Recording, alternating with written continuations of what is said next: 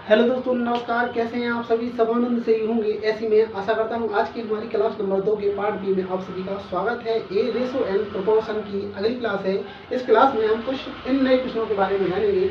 आज का हमारा प्रश्न है प्रश्न नंबर 16। 16वां प्रश्न क्या कह रहा है, इसको देखते हैं। बोला हमसे क्या है, एक लड़का और लड़की पेंसिल से खेल रहे थे। ठीक है भाई, लड़की ने पेंसिल को दो भागों में तोड़ दिया है। लड़की पेंसिल से खेल रही थी, उसने पेंसिल को दो भागों में तोड़ दिया है।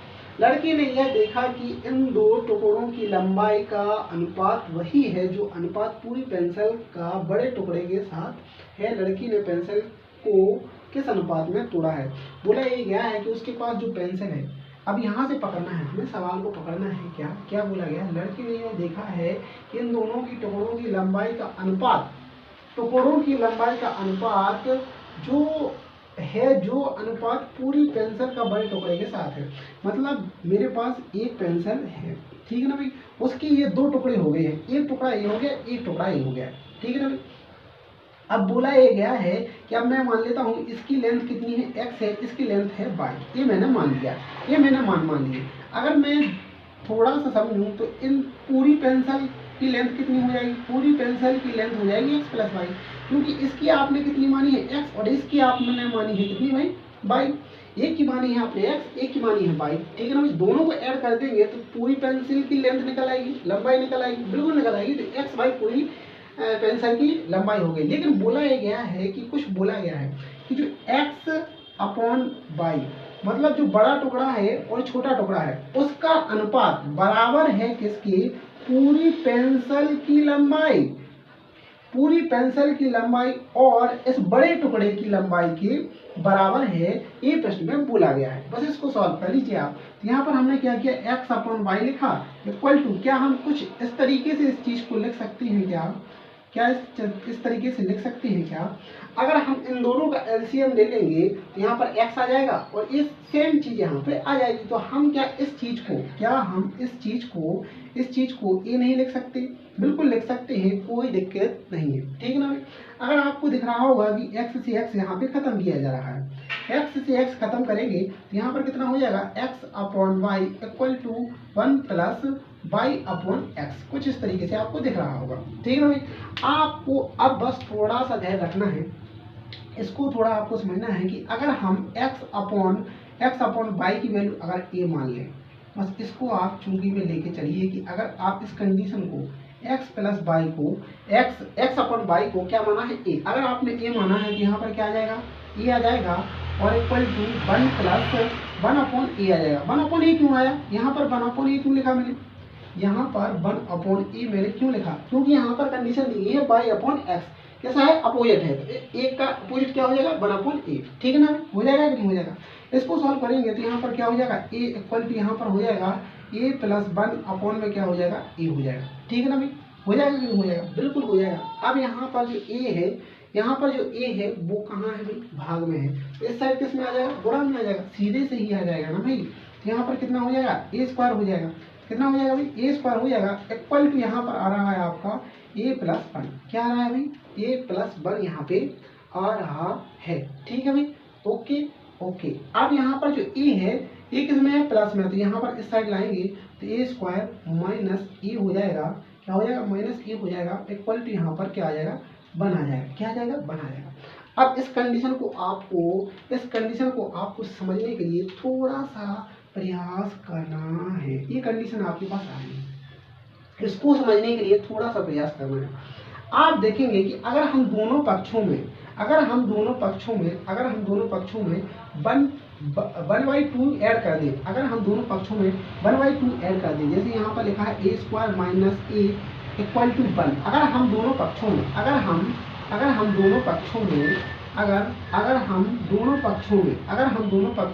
कर दें, अगर हम दोनों पक्षों में क्या कर दें, प्लस 1/2 ऐड कर दें, तो क्या कोई दिक्कत है? देखते हैं। क्योंकि अगर इक्वल का आपके पास सिंबल है, तो ये चीजें आप कर सकते हैं। जैसे आप कहते हैं ना कि 2 का गुणा कर दिया दोनों पक्षों में, 2 से भाग लगा दिया, ये चीज़ें करते कि नहीं करते? बिल्कुल करते। तो यहाँ पर हमने वही किया है कि अगर हम दोनों चीज़ों को यहाँ से ऐड किया जाए, 1/2 को दोनों पक्षों में ऐड कर देंगे तो कोई दिक्कत होने वाली नहीं है। ये क्यों किया मैंने, मैं आपको बताता हूँ। देखो, एक सेकंड के लिए हम क्या करते हैं, हमने एक क्या करी है, एक साल समका पड़ी है a माइनस बी की घाते 2 बराबर ए स्क्वायर माइनस 2ab और प्लस बी स्क्वायर। ये आपने सब समका पढ़ी होगी, ठीक है ना भाई? Okay okay okay. तो यहाँ पर आपको एक चीज़ समझ में आ रही होगी कि इस चीज़ को हम यहाँ पर कैसे समझ पाएंगे, इसको हमें ध्यान देना है। देखो आप, अगर मैंने क्या किया, a का मान अगर आप क्या करेंगे, यहाँ पर a का मान, देखो जैसे यहाँ पर थोड़ा सा समझना है, a का मान तो आप a रख दो, लेकिन b का मान अगर आप 1/2 रख रहे हैं, b का मान अगर 1/2 रख रहे हैं तो इसको सॉल्व करते हैं। अगर इसी कंडीशन को सॉल्व करते हैं, यही मान अगर इसमें पुट कर देंगे तो यहाँ पर क्या आ जाएगा, a स्क्वायर आ जाएगा माइनस का 2 इंटू a इंटू 1/2 और प्लस 1/4। कितना आ जाएगा भाई? 1/4 कितना आ जाएगा? 1/4 क्यों? 1/2 का यहाँ पर होल स्क्वायर। तो यहाँ पर थोड़ा सा आपको और समझना है, यहाँ पर हम अगर 1/2 ना करें यार, 1/4 करेंगे। कितना करेंगे? 1/4। ठीक है ना भाई? ओके ओके, ठीक है भाई? ओके। अब यहाँ पर आप देखेंगे कि यहाँ पर क्या हो रहा है, ये 2 लिखे हैं, यहाँ पर भाग में 2 लिखे, 2 से 2 यहाँ पे खत्म कर दिए। तो यहाँ पर क्या बन गया, a square minus a plus 1/4, क्योंकि यहाँ पर क्या कर देंगे, स्क्वायर लिखा है, इसको सॉल्व करेंगे तो क्या आ जाएगा 1/4। तो यहाँ पर आप देखेंगे कि ये कंडीशन जो आपके पास यहाँ पे आ गई है, वही कंडीशन हमारे पास यहाँ पर लिखी हुई है, a square minus a plus 1/4। ये कंडीशन हमारे पास आ गई। कहाँ से आई है कि हमने a की जगह 1 रखा था और b की जगह 1/2 रखा था। तो यहाँ पर हमारे पास वैल्यू क्या आ जाएगी, a माइनस 1/2 का क्या आ जाएगा, स्क्वायर इक्वल टू, यहाँ पर कितना हो जाएगा, 4 एकम 4, यहाँ पर हो जाएगा 5/4। कितना हो जाएगा? 5/4 यहाँ पर हो जाएगा। तो यहाँ तक हम आ गए हैं, कहाँ तक आ गए? यहाँ तक हम आ गए हैं। अब आप यहाँ पर देखेंगे, आप यहाँ पर देखेंगे कि हम क्या करने वाले हैं। अब यहाँ पर आप देखेंगे, यहाँ पर क्या लिखा है, स्क्वायर। क्या लिखा है? स्क्वायर। तो यहाँ पर अगर हम इस चीज का वर्गमूल ले लेते हैं तो यहाँ पर भी वर्गमूल लेना पड़ेगा। क्यों रूट, यहाँ पर रूट निकालना पड़ेगा, दोनों का रूट निकालना पड़ेगा। अगर आपने यहाँ पर दोनों का रूट निकाला है, अगर आप यहाँ पर दोनों का रूट निकालते हैं तो यहाँ पर तो सीधे ही a माइनस 1/2 इक्वल टू, यहाँ पर आपको देखने को मिल जाएगा प्लस माइनस में √5/2। 2 क्यों लिखा? क्योंकि यहाँ पर 4 है तो यहाँ पर 2 यहाँ पर आ जाएगा। ठीक है ना? आ जाएगा कि नहीं आएगा? बिल्कुल आ जाएगा। अब यहाँ पर प्लस माइनस लिखना है। प्लस माइनस क्यों? क्योंकि यहाँ पर जब भी आप किसी भी वैल्यू का रूट निकालते हैं तो यहाँ पर धन और ऋण दोनों के मान निकालने पड़ते हैं। ठीक है ना भाई? ओके। अब यहाँ पर आप आगे सॉल्व करते हैं। यहाँ पर a इक्वल टू, यहाँ पर क्या लिखा है, ये यहाँ पर किस में वैल्यू है, यहाँ पर वैल्यू है माइनस में, इस साइड किस में आ जाएगी, प्लस में, 1/2। यहाँ पर अब एक बार आप क्या करेंगे, एक बार प्लस ले लेंगे, एक बार माइनस ले लेंगे। मैंने पहली बार में ही क्या ले लिया, प्लस ले लिया, √2/2। ठीक है ना? यहाँ पर सॉल्व किया आपने तो यहाँ पर कितना आ जाएगा, 1 प्लस √5/2। ठीक है ना भाई? अब एक बार आप माइनस लेंगे तो यहाँ पर a equal to 1/2 minus √5/2 equal to, यहाँ पर आ जाएगा 1 माइनस √5/2। ठीक है ना? अब हमसे पूछा गया था क्या निकालना था, हमें निकालना था क्या, हमें क्या निकालना था, पूछा गया था पेंसिल को किस अनुपात में तोड़ा गया था। तो यहाँ पर a किसको माना था, हमने माना था x/y इक्वल टू a, इसको माना था, इस वैल्यू को माना था। तो कुछ नहीं करना था आपको, क्या नहीं करना था, x/y इक्वल टू 1 प्लस √5/2। तो ये जो रेशो वो निकल आया है जिस रेशो में पेंसिल टूटी थी। जिस रेशो में पेंसिल टूटी थी वो रेशो निकला है। अब यहाँ पर आप बोलेंगे माइनस वाला, तो माइनस वाला यहाँ पर कोई वैल्यू नहीं रखता है, कोई मान नहीं यहाँ पे रखता है, क्योंकि यहाँ पर ऑप्शन में भी माइनस वाला नहीं दिया हुआ है। तो ये रेशो आपको देखने को मिल रहा है क्या, तो 5 + 1/2। तो यहाँ पर ऑप्शन नंबर ए ही सही हो जाएगा। क्या है? ऑप्शन नंबर ए ही सही हो जाएगा। इस तरीके से हमें प्रश्न को समझना था, कुछ ज़्यादा इसमें कठिनाई नहीं थी। ठीक है ना भाई? कुछ ज़्यादा इसमें कठिनाई नहीं थी, आप आराम से समझ सकते थे। ठीक है भाई? Okay okay. अब बढ़ते हैं हम अपने अगले प्रश्न की ओर। हमारा अगला प्रश्न कौन सा है? 17वां प्रश्न है, इसको देखते हैं यहाँ पर। ठीक है भाई, 17वां प्रश्न हमसे क्या कहता है, इसको भी हम देख लेते हैं। ये प्रश्न जो अभी हमने किया है थोड़ा सा लेंथी हो रहा है, परंतु ये ही एक तरीका है जिससे आप थोड़ा समझ सकते हैं, क्योंकि इसमें ना एग्जैक्ट लेंथ दी गई है, ना टुकड़ों के बारे में बताया गया है, केवल थोड़ा सा तार्किक रूप यहाँ पर दिखाया गया है, जिससे हमें प्रश्न को पकड़ना है और सॉल्व करना है। ज़्यादा इसमें कुछ उन्होंने बताया नहीं जिस कारण से हम समझ पाए। ठीक है ना भाई? तो आपको इसी तरीके से प्रश्न को आगे बढ़ाना होगा और सॉल्व करना होगा। ठीक है भाई, ज़्यादा इसमें कुछ और नहीं है। अब आते हैं हम अपने 17वें प्रश्न पर। क्या कहता है हमसे?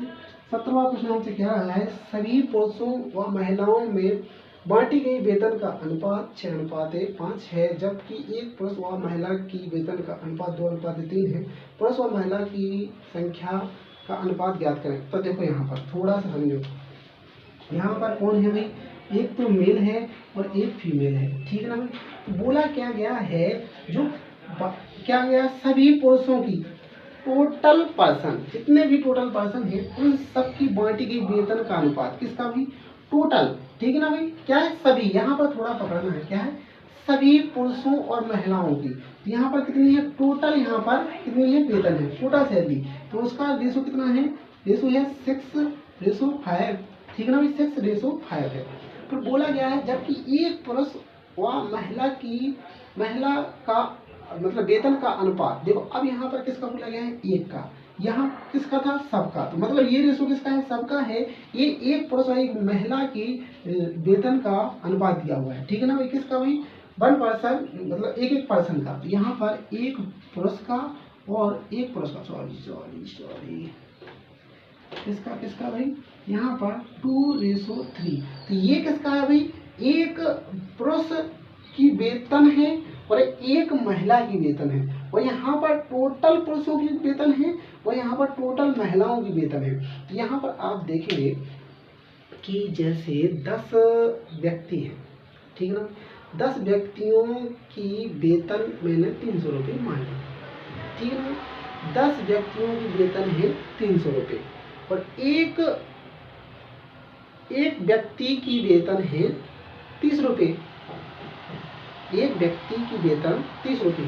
जैसे मेरे पास कुल व्यक्तियों की वेतन है कितनी भाई? 300 रुपये और एक व्यक्ति की वेतन है 30 रुपये।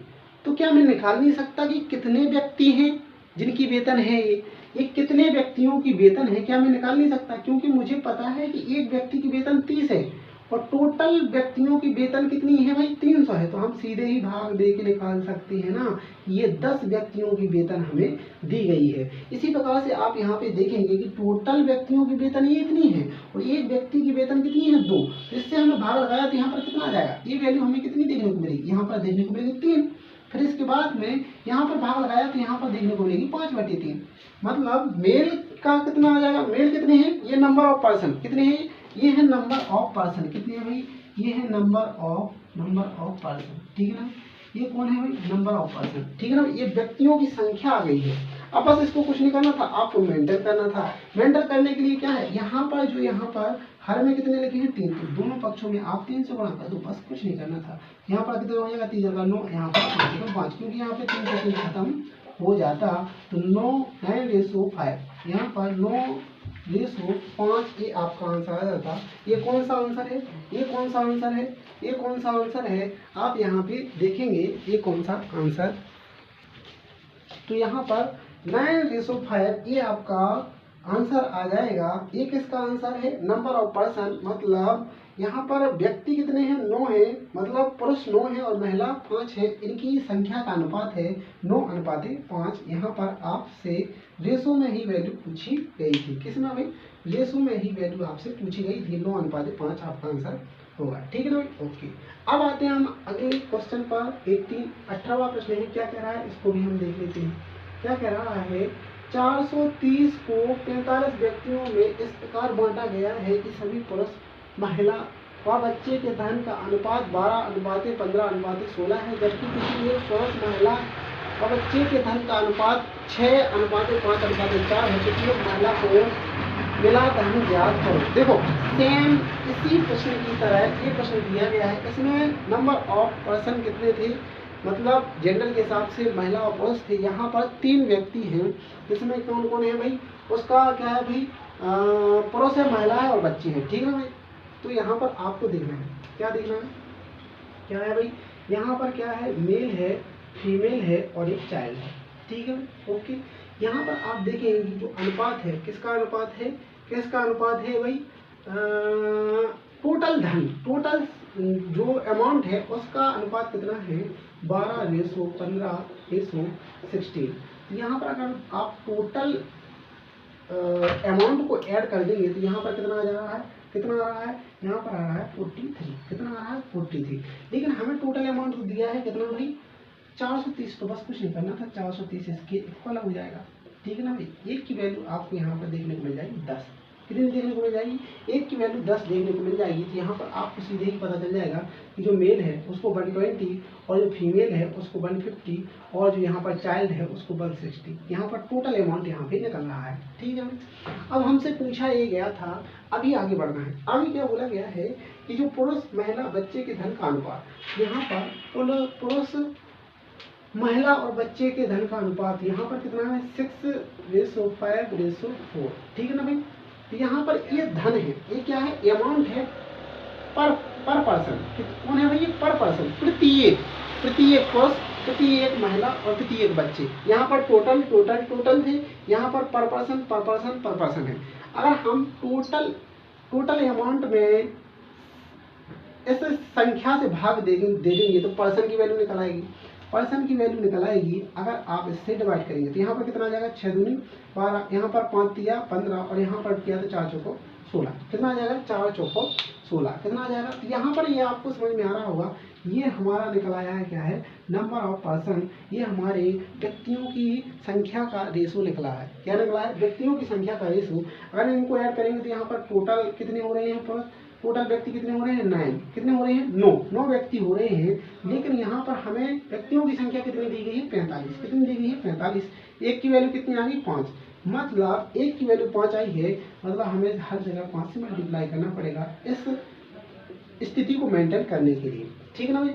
मेंटेन अगर आपने किया तो यहाँ पर कितना आ रहा है, यहाँ पर कितना आ रहा है, यहाँ पर कितना आ रहा है, यहाँ पे देख लेते, यहाँ पर कितना आ रहा है, 10 आ रहा है, रेशो यहाँ पर आ रहा है 15, यहाँ पर रेशो कितना आ रहा है, 20, कितना आ रहा है भाई, 20, ठीक है ना भाई। अब आपको समझना है क्या कि यहाँ पर पुरुष कितने हैं, 10 हैं, महिला 15 हैं, बच्चे 20 हैं। ये हमने संख्या का रेशो निकाल दिया है कि मतलब जो हमारे पास कैंडिडेट थे वो कितने हैं, पुरुष हैं 10, महिला 15 है, बच्चे 20 हैं। और अमाउंट भी हमें पता चल गया है कि जो पुरुषों का यहाँ पर ये क्या है, ये प्यूपिल है, ठीक है ना भाई। ये अमाउंट की बात करें तो अमाउंट कितना है भाई, इसका मेल का कितना है, 120 है, और इसके बाद फीमेल का है 150, और फिर इसके बाद में चाइल्ड का है 160, कितना है भाई, 160। बस कुछ नहीं करना था, आपको इसी से समझ लेना था। पूछा हमसे क्या गया था, हमसे पूछा गया था महिला को, प्रत्येक महिला को कितना धन मिला, मतलब महिलाओं की संख्या कितनी है, 15 है, और टोटल अमाउंट कितना है, 150 है। इससे अगर डिवाइड करेंगे तो पता चल रहा है कि एक महिला को 10 रुपये मिले हैं भैया जी, कितने मिले हैं, एक महिला को केवल और केवल 10 रुपीज ही अमाउंट मिला है, ठीक है ना भाई। यहाँ पर ऑप्शन नंबर ए सही हो जाएगा कि प्रत्येक महिला को 10 रुपये मिले हैं, कितने मिले हैं, 10 रुपये मिले हैं। इस तरीके से हमें इस प्रश्न को सॉल्व करना था, ओके। अब आते हैं हम अपने अगले प्रश्न पर। अगला प्रश्न क्या है, एक व्यक्ति ने अपनी जायदाद को, कोई व्यक्ति है उसने अपनी संपत्ति को, अपनी जायदाद को विभाजित किया कि उसके पुत्र व उसकी पत्नी और एक सेकंड, और यहाँ पर क्या है, एक व्यक्ति ने अपनी जायदाद को इस प्रकार विभाजित किया कि उसके पुत्र व उसकी पत्नी और उसकी पत्नी व उसकी पुत्री को प्राप्त जायदाद का अनुपात कितना है, 3:1 है। यदि उसकी पुत्री को उसके पुत्र से 10,000 कम मिले हो तो कुल जायदाद की कीमत क्या थी। देखो इसको आप कैसे समझना है, कंडीशन किस तरीके से दी गई है इसको समझिए आप। यहाँ पर हमें दिया गया है किसका, हमें यहाँ पर नंबर ऑफ पीपल लिखना है। क्या है भाई, यहाँ पर पुत्र उसका विभाजक किया है पुत्र, उसके पुत्र और उसकी पत्नी। तो यहाँ पर क्या है, पुत्र है, पत्नी है, और इसके बाद में पत्नी है और पुत्री है। यहाँ पर आपको देखना है किसका भी, सन है, और इसके बाद में मदर है, और इसके बाद में क्या है भाई, डॉटर है। ठीक है ना भाई। यहाँ पर आप देखेंगे कि रेशो हमें दिया गया है किसका भाई, हमें दिया गया है, यहाँ पर आप थोड़ा सा समझें, क्या समझें भाई, यहाँ पर सन और मदर, सन और मदर का कितना है, 3:1 है। फिर इसके बाद में मदर और डॉटर का रेशो है 3:1। इस तरीके को थोड़ा समझना है, बस कुछ नहीं करना था। सन और मदर का कितना है, 3:1 है। फिर इसके बाद में बोला गया है मदर और डॉटर का कितना है, 3:1 है। बस इस कंडीशन को सॉल्व कर लो, बात खत्म, बात खत्म, बात खत्म। तो हमें पता था कि जब यहाँ पर कोई संख्या ना हो तो यहाँ पर हम उसी संख्या के बगल की संख्या ले लेते हैं, इसी संख्या के बगल की संख्या ले लेते हैं। यहाँ पर कितना हो जाएगा, 3 का 9 हो जाएगा, यहाँ पर 3 हो जाएगा, यहाँ पर कितना हो जाएगा, 1 हो जाएगा। ठीक है ना भाई। टोटल वैल्यू कितनी होगी, टोटल वैल्यू हो गई 13। कितनी होगी भाई, 13। कितनी होगी भाई, 13। ठीक है भाई। लेकिन हमसे बोला क्या गया था, हमसे ये बोला गया था कि जो पुत्री है ना, पुत्री, ये जो पुत्री है, पुत्री को पुत्र से, पुत्री को इसको भाई, पुत्री को पुत्र से 10,000 कम मिले हैं। लेकिन जो पुत्री है ना, पुत्री है, ये है पुत्री, पुत्री ये है, पुत्र से कितना कम मिला है। यहाँ पर आप डिफरेंस देखेंगे तो 8, कितना भाई, 8 कम मिला है। तो 8 की वैल्यू कितनी हो जाएगी, 8 की वैल्यू हो जाएगी 10,000। कितनी हो जाएगी, 10,000। 8 की वैल्यू हो जाएगी 10,000। अब यहाँ पे करते हैं आप सॉल्व। ठीक है ना। 8 की वैल्यू 10,000 हो जाएगी, और आपको कुछ नहीं करना था, आपको निकालनी थी टोटल वैल्यू, है ना, टोटल ही निकालनी थी ना, कुल कीमत, कुल जायदाद की कीमत निकालनी थी, 13 की वैल्यू निकालनी थी, बस कुछ नहीं करना था। 8 से आपको 10,000 में डिवाइड करना था, और 13 की वैल्यू आपको निकालनी थी 13। तो यहाँ पर 13 से मल्टीप्लाई अपॉन 18। ठीक है ना। आप जब इसको सॉल्व करेंगे, तो कुछ ये धनराशि पाएंगे। क्या पाएंगे भाई, आप पाएंगे 16,250 रुपये। टोटल धनराशि, जो टोटल अमाउंट है, ठीक है, टोटल अमाउंट है, ये आपका आ जाएगा 16,250। ये आपका इसको सॉल्व करने के बाद आ जाएगा। ठीक है ना। तो कुछ इस तरीके से हमें इन प्रश्नों के बारे में जानना था। ठीक है ना भाई। कुछ इस तरीके से हमें इन प्रश्नों के बारे में जानना था। तो आज के लिए हम इन प्रश्नों पर ही विराम रखते हैं। फिर मिलते हैं अगली क्लास में नए प्रश्नों के साथ और नए तरीके के साथ। ठीक है ना भाई। आज के लिए इतना ही। धन्यवाद। जय श्री राधे कृष्ण। फिर मिलते हैं कल।